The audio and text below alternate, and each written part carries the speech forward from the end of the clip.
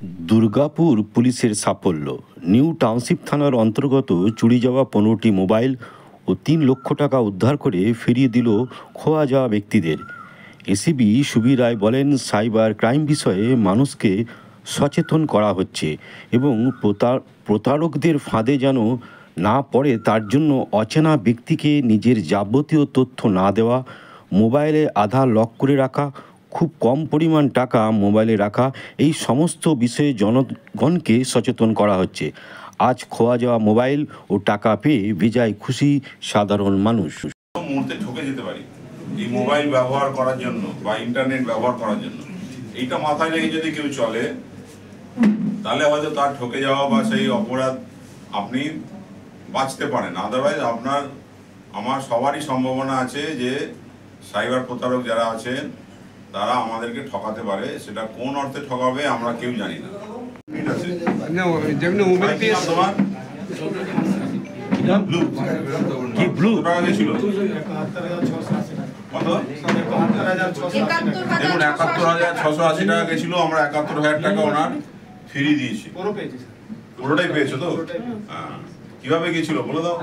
Online class, পাশের ছেলে একটা ছিল, অনলাইন ক্লাস করার জন্য বললো আমার মা নেই, অনলাইন ক্লাস করবো, মোবাইলটা দরকার। একবার আর দিয়েছিলাম, দিলাম 8:30টার সময় দিয়েছিলাম, ও রাত্রে 11:45টার সময় আমাকে রিটার্ন দিয়েছে মোবাইল। তারপরে আমি মোবাইল চেক করতে গিয়ে যে ব্যালেন্স পেলাম না, ইউপিআই নষ্ট করে দিয়েছিল।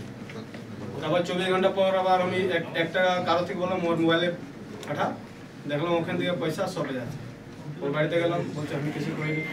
তারপরে থানাতে এলাম, এই মন্টু দাদা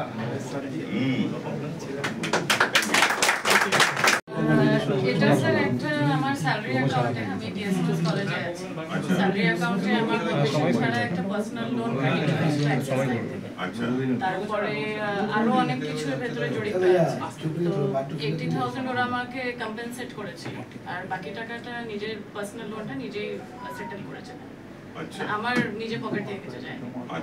একটা লম্বা কারবাই করতে হয়েছে, উইদাউট মাই নলেজ, 4,60,000 ওরা আমার অ্যাকাউন্টে করেছিল। সেখান থেকে সাইবার ফ্রড 1,30,000 সরাতে পেরেছে। 1,30,000 সরিয়েছিল। তো 80,000 ওরা আমাকে কম্পেনসেট করেছে ব্যাংক থেকে, আর বাকি যে 50,000টা ওটা ব্যাংক নিজের থেকে সেটেল করে নিয়েছে। তাহলে আমরা ওনার পুরো টাকাটাই ফেরাতে পেরেছি। 80,000 টাকা এখানে পেয়েছে আর 50,000 আগেই পেয়ে গেছে। খুব ভালো।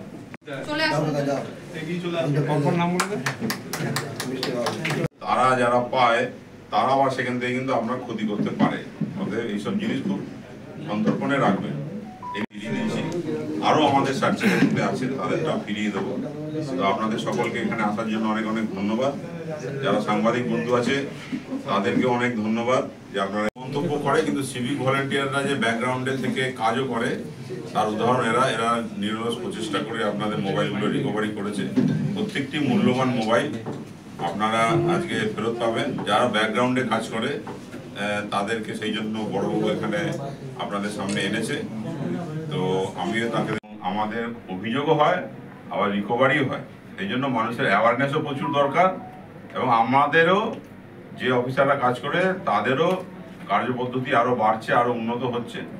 এটা একটা যুদ্ধ। আপনি একটা নতুন কথা